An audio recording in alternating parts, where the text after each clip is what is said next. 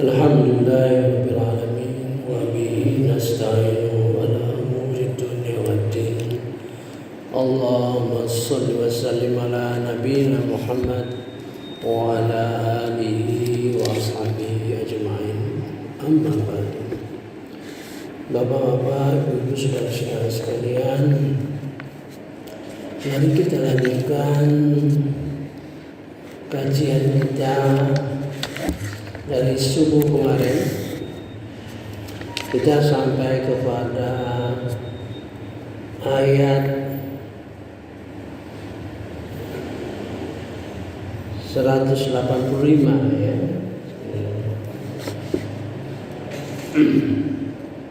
A'udzubillahi minasyaitonirrajim. Bismillahirrahmanirrahim. Syahrul Ramadan alladzi unzila fihi al-Qur'an. Bulan Ramadan yang diturunkan Al-Qur'an di dalamnya, hudan linnas, petunjuk bagi manusia, wa bayyinatin minal huda, penjelasan yang mengarah kepada petunjuk, wal Qur'an wal Furqan, dan Al-Quran yang membedakan antara yang batil dengan yang hak. Faman syahida minkum syarr falyasum. Barang siapa yang menyaksikan hadir di antara kalian pada bulan itu, maka berpuasalah. Wa man kana maridun, dan siapa yang dalam keadaan sakit, au ala safar, atau dalam perjalanan, fa'iddah min ayyamin ukhra, wajib mengganti, mengqadha beberapa hari yang tertinggal pada hari kesempat yang lain. Diulang lagi ya, seperti diuraikan oleh Ikin mengenai fikihnya kemarin 2 subuh yang lalu. Wala yuridu bikumul usri, dan tidaklah dia mengendaki bagi kalian itu kesulitan ya. Walitukmilul iddah, dan agar kalian menyempurnakan hitungan bulannya. Walitukabbirullah, agar kalian mengagungkan muji nama Allah, alama hadakum, atas petunjuk kepada kalian, wala'allakum tashkurun. Mari kita lihat kemarin ya, mengenai laporan kedua nabi. Kita lihat bahasanya, tata bahasanya ya, supaya kita paham apa perbedaan ketika Nabi Isa melapor kepada Allah dan ketika Nabi Muhammad melapor kepada Allah Subhanahu wa taala. Di dalam surah Al-Maidah kita lihat bahasa Arabnya supaya kita paham. Sebab bahasa Arab itu punya senilah, katakanlah ya.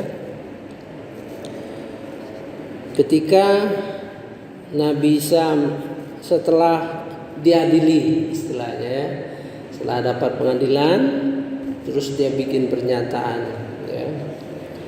A'udzubillahi minasyaitonirrajim. Bismillahirrahmanirrahim. Jika engkau menyiksa mereka, maka sesungguhnya mereka adalah hamba-hambamu. Dan jika engkau mengampuni mereka, sesungguhnya engkau maha perkasa, maha bijaksana terhadap pernyataan Nabi Isa kepada Allah seperti ini membuat Rasulullah SAW itu sedih gitu ya, karena tidak sehati dengan dia sampai sanggup mengatakan, jika engkau menyiksa mereka, maka sesungguhnya mereka adalah hamba-Mu, siksalah ya. Dan jika engkau mengampuni mereka, sesungguhnya engkau maha perkasa dan maha bijaksana. Sepertinya ponis ya. Maka Allah berfirman di sini. Qala Allah. Saya kira satu-satunya yang saya temukan qala Allah. Biasanya qala ya. Allah berfirman, ini qala Allah. Gas itu artinya ya. Allah berfirman, inilah saat orang yang benar memperoleh manfaat dari kebenarannya, artinya masuk surga ya. Mereka memperoleh surga yang mengalir di bawah sungai-sungai, mereka kekal di dalamnya selama-lamanya. Allah ridho kepada mereka dan mereka pun ridho kepadanya. Itulah kemenangan yang agung. Ini secara implisit ya, secara terang-terangan apa yang dilaporkan oleh Nabi Isa AS itu dipertegas oleh Allah Subhanahu Wa Taala. Ya, nanti kita lihat perbedaannya. Begitu kasihnya Rasulullah SAW itu kepada hamba-hambanya, ya, yang seharusnya kita merasa betapa besarnya Allah itu kasih ke Nabi Muhammad SAW itu kasih kepada kita. Ya. Saya lihat, mari kita bahasa Arabnya. A'udzubillahi minasyaitonirrajim. Bismillahirrahmanirrahim. In tu'adzibuhum fa innahum ibaduka. Jika engkau menyiksa mereka, sesungguhnya mereka hamba-hambamu. Wa in tarfir lahum, seandainya engkau mengampuni mereka, fa innaka antal azizul hakim. Fa innaka antal azizul hakim. Engkau lah maha perkasa dan maha bijaksana. Kalau seandainya ya, dia menyebutkan fa innaka antal ghafurur rahim. Wah, bukan main itu. Sesungguhnya engkau lah maha pengampun dan maha penyayang. Berbeda dengan penegasan seperti itu. Fa innaka, sesungguhnya antal azizul hakim. Engkau maha perkasa dan maha bijaksana. Jawab Allah, qala Allah, hadza yaumu yanfa'u shadiqin sidqum. Ini hari, ya, hari kiamat itu adalah yang akan bermanfaat bagi orang-orang yang benar atas kebenaran mereka. Lahum jannatun tajri min tahtihal anhar khalidina fiha abada radhiyallahu anhum wa radu an dzalika fawzul azim. Jadi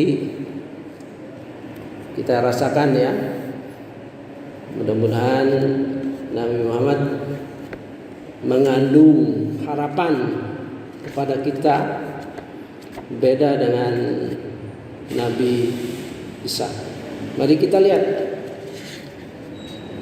bagaimana dia melapor. A'udzubillahi minasyaitonirrajim. Bismillahirrahmanirrahim. Kondisi kalau baca doa, kita kan selalu baca doa Rabbi zidni ilma, ya, Rabbi zidni ilma, ya Tuhanku, tambahkan ilmu kepada kami. Rabbi zidni ilma warzuqni fahma, Jadi perkataan Rabbi itu dekat gitu, merasa dekat. Kalau di sini dia ya Rabbi, jauh, posisinya memanggil gitu. Ya Rabbi, ya, sedih, perasaan sedih dia. Wa qala Rasul, berkata Nabi Muhammad SAW, ya Rabbi, inni qaumat takhadu hadzal Qur'ana majura. Sesungguhnya kaumku menjadikan Quran ini diabaikan. Kaumku, umatku, ya. Ada dua kemungkinan. Mungkin dulu pernah, ya, waktu zaman dia masih hidup, musyrik katakanlah, ya.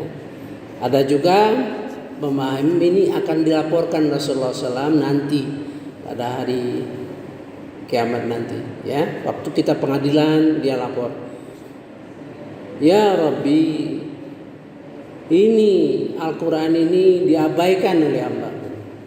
Pengertian diabaikan satu, ya, baca,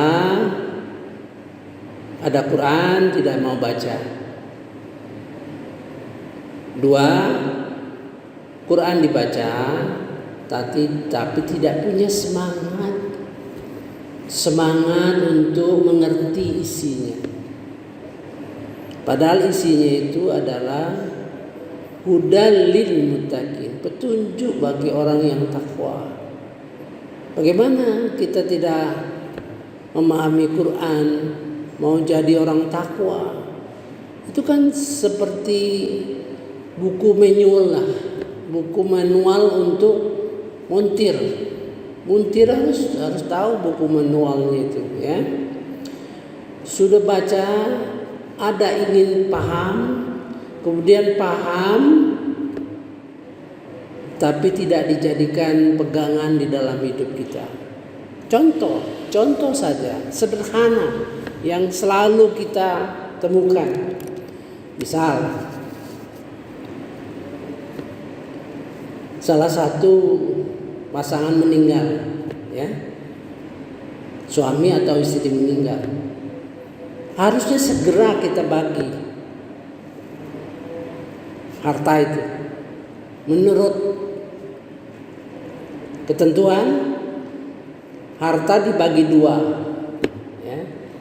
Setengah bagian itu harta peninggalan mayit, peninggalan almarhum, yang menjadi objek daripada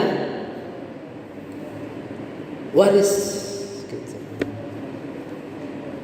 Jadi yang satu lagi, yang setengah lagi itu masih hak yang hidup, yang setengah lagi dibagi segera. Ini harta ibumu yang akan dibagi oleh ayahmu sekarang, gitu kan? Sebab mereka tuh punya semua bagian. Mungkin, ya, tidaklah langsung diproses surat menyurat, tidak. Setidak-tidaknya inilah bagian ibumu yang sudah meninggal atau bapakmu. Mudah-mudahan itu jadi amal jariahnya, gitu. Mengalir pahalanya ke yang almarhum yang meninggal itu, ya. Kita tidak pernah. Coba perhatikan, nggak pernah. Setidak-tidaknya memberitahu, ya, ini bagian ibumu waris. Sebab bapak yang hidup juga masih ada bagian, gitu, ya. Seperti itu, ya. Jadi pegangan hidup kita, ya. Segala hal di dalam kehidupan ini diatur dalam Quran, ya. Itulah kelalaian, ya, yang lalai mengabaikan gitu. Sudah itu, kalau itu dilaksanakan, kita berangsur-angsur, ya, berangsur-angsur kita laksanakan, baik mengenai sikap politik harus punya, ya. Sikap terhadap kemungkaran harus punya, ya. Walaupun mungkin kita di dalam pelaksanaannya kita terpaksa ya ikut bagaimana undang-undang sebagai warga negara, tapi kita punya sikap. Ini ajaran daripada agama kita. Misalnya prinsipnya di dalam memilih kepemimpinan kita nggak boleh memilih pemimpin yang bukan seragama dengan kita. Itu prinsip. Tapi kalau terpaksa karena undang-undang, ya sudah. Tapi kita punya tahu, gitu misalnya ya. Kemudian kalau kita laksanakan, kita punya kewajiban untuk mengajak, ya. Wa tawassaw bil haq wa tawassaw bis sabr. Mengajak yang hak itu ditularkan, diajak teman kita, ya. Nah, itulah kira-kira apa yang dimaksud dengan mahjuro. Nah, mari kita perhatikan jawaban Allah Subhanahu wa taala. Ya begitulah. Nah, begitulah. Lain yang tadi qala Allah berfirman, di sini begitulah. Bagi setiap nabi telah kami adakan musuh dari orang-orang yang berdosa. Tetapi cukuplah Tuhanmu menjadi pemberi petunjuk dan penolong. Jadi punya harapan, ya. Iya, dia beritahu Nabi, sudahlah, memang setiap Nabi itu ada musuh-musuh yang diciptakan dari kelompok orang-orang berdosa. Cukuplah Allah menjadi petunjuk dan penolong. Itu harapan. Mudah-mudahan di dalam proses selanjutnya, di dalam kehidupan kita ini, Allah memberi petunjuk kepada kita untuk terus bagaimana mencintai Al-Quran, ya. Itu.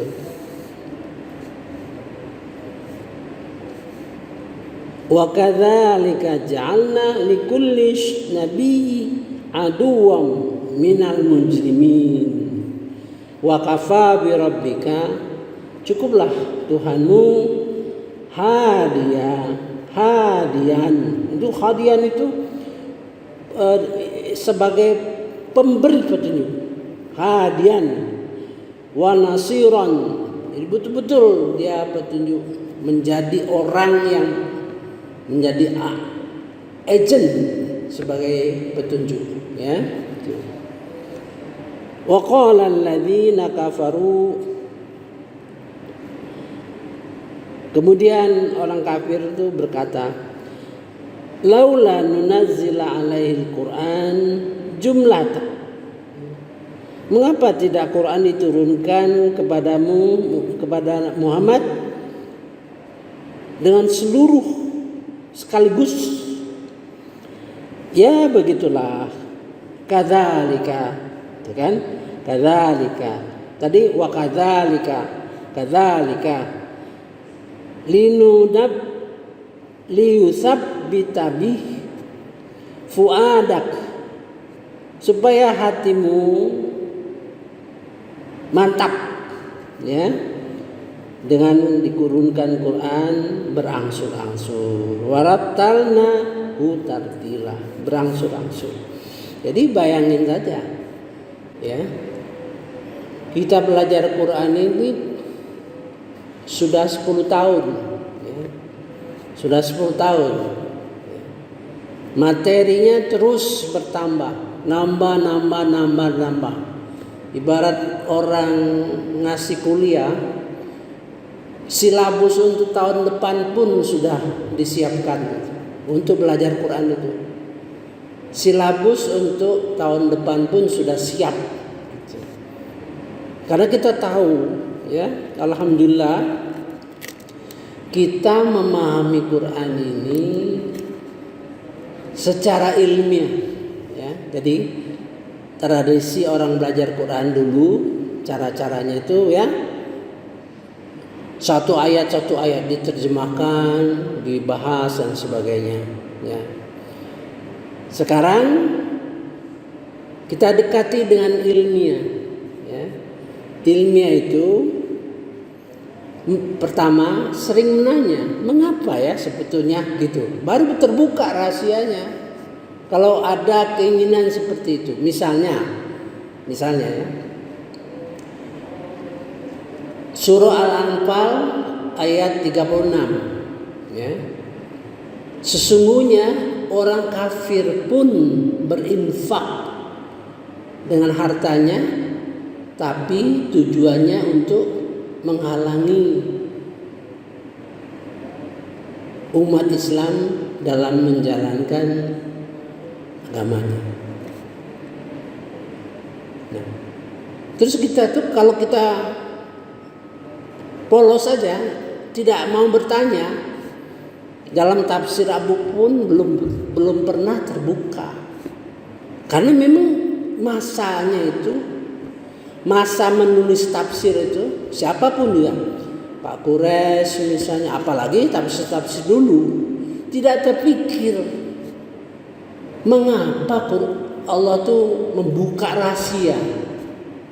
Kalau sekarang kita merasa bahwa orang kafir pun menggelontorkan dananya untuk menunjang liberalisme, untuk menunjang komunisme, untuk menunjang LPGT, untuk menunjang perpecahan di dalam umat Islam. Serasa sekarang.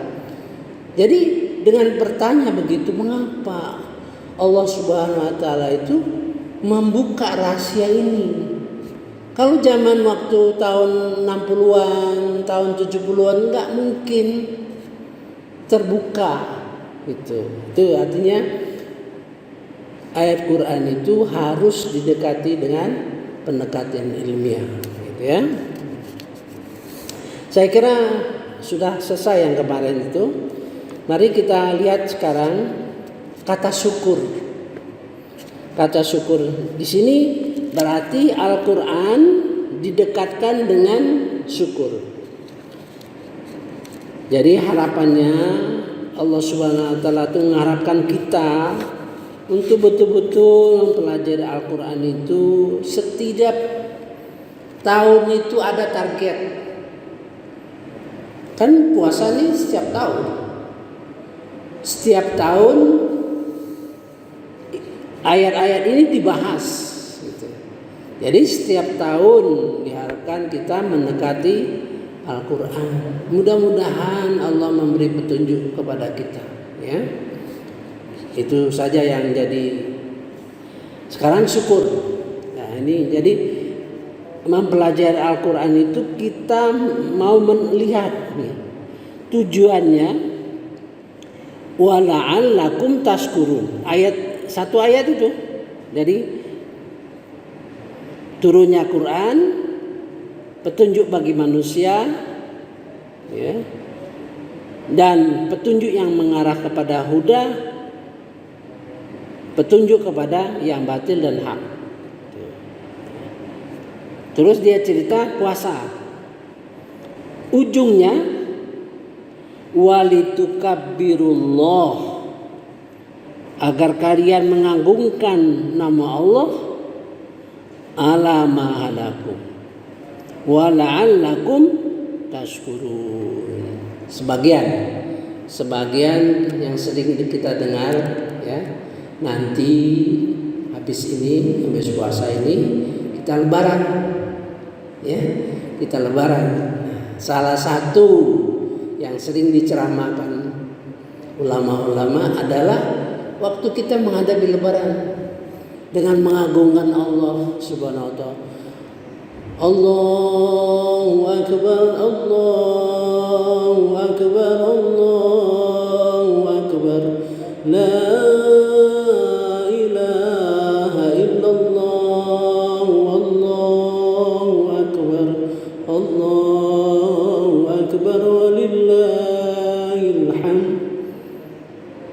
Kalau orang baca itu, kalau mulutnya tanpa diikuti rasa bersyukur, maka tidak akan menetes air matanya, tidak akan terasa haru ya. Bagaimana kita bisa menyelesaikan satu tugas itu salah satunya. Saya tidak mau pengertian syukur itu jadi sempit. Kalau kita sempit, maka sempitlah pengetahuan kita itu.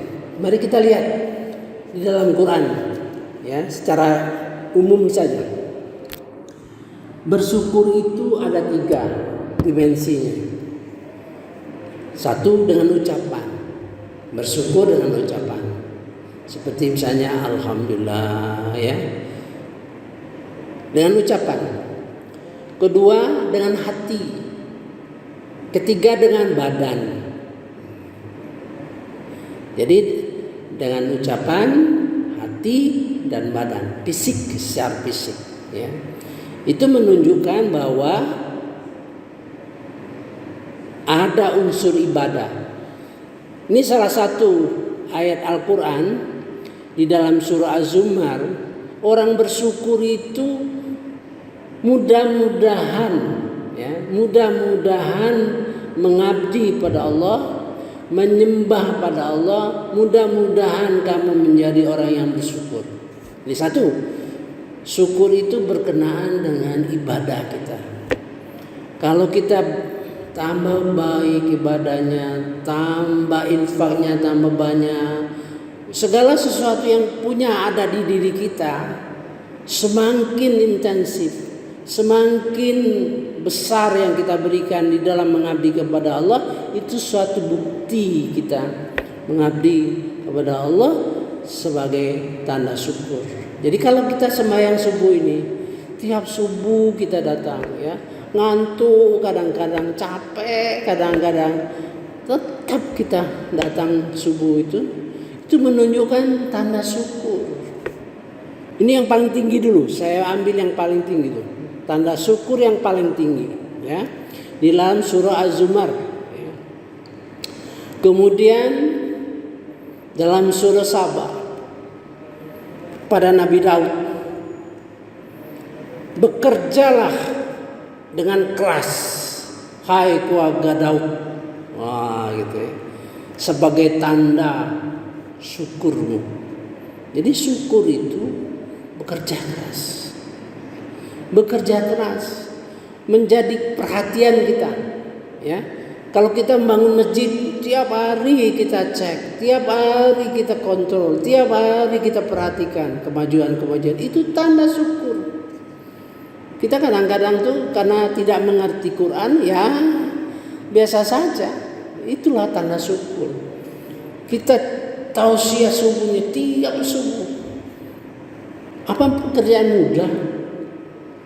Memberikan tausiah tiap subuh itu. Dengan materi yang berubah terus, bergeser terus, semakin dalam, semakin apa mudah. Setengah jam ngasih kuliah, biasanya 1 jam persiapannya. Itu. Kalau dosen, ya, mengajar 1 jam, persiapannya 2 jam. Ya, nah, jadi bukan mudah. Itu juga tanda syukur kita kepada Allah. Bapak-bapak, ibu-ibu sekalian hadir di sini, ngantuk tuh, masih nunggu, ya. Itu tanda syukur kita. Tanda syukur ketiga yang terbentang dalam Al-Quran, terbentang besar sekali, yaitu Alhamdulillah. Alhamdulillah itu ada 33 substansi di dalam Al-Quran itu. Satu contohnya, ya, yang paling dekat dengan diri kita, surah Al-Kahfi. A'udzubillahi minasyaitonirrajim. Bismillahirrahmanirrahim. Alhamdulillahilladzi anzala 'ala 'abdihil kitaba wa lam yaj'al lahu 'iwaja. Alhamdulillah, Allah telah menurunkan kitab Al-Quran kepada hambanya, yang isi kitab itu berisi tidak bengkok elam, tidak bengkok, lurus isinya. Tanda syukur kita. Kita bersyukur pertama kepada Rasulullah SAW. Bagaimana bayangkannya kalau kita tidak menjadi umat Nabi Muhammad, apa yang terjadi pada kita? Kita bersyukur, ya. Kita menjadi umat Nabi Muhammad SAW. Tanda syukur. Bagaimana kita bersyukur dengan Al-Quran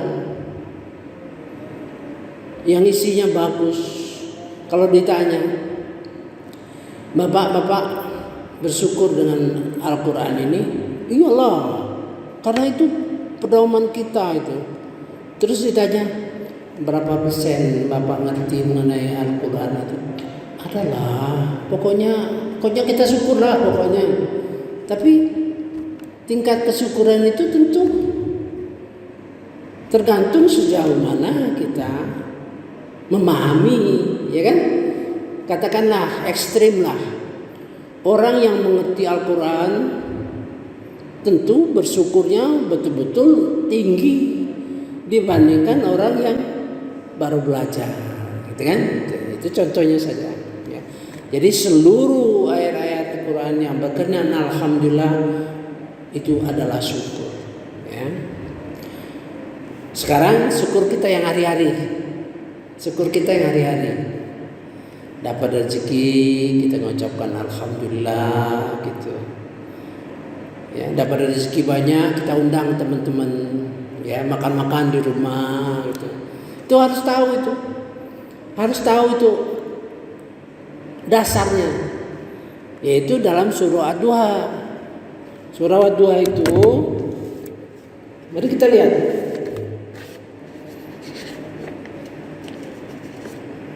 Wadduha walaili idza saja dan seterusnya itu ada wa amma bi ni'mati rabbika fahaddits. Terhadap nikmat Tuhanmu hendaklah engkau nyatakan dengan bersyukur. Ya. Wa amma bi ni'mati rabbika fahaddits. Beritahu teman. Alhamdulillah dapat rezeki gitu.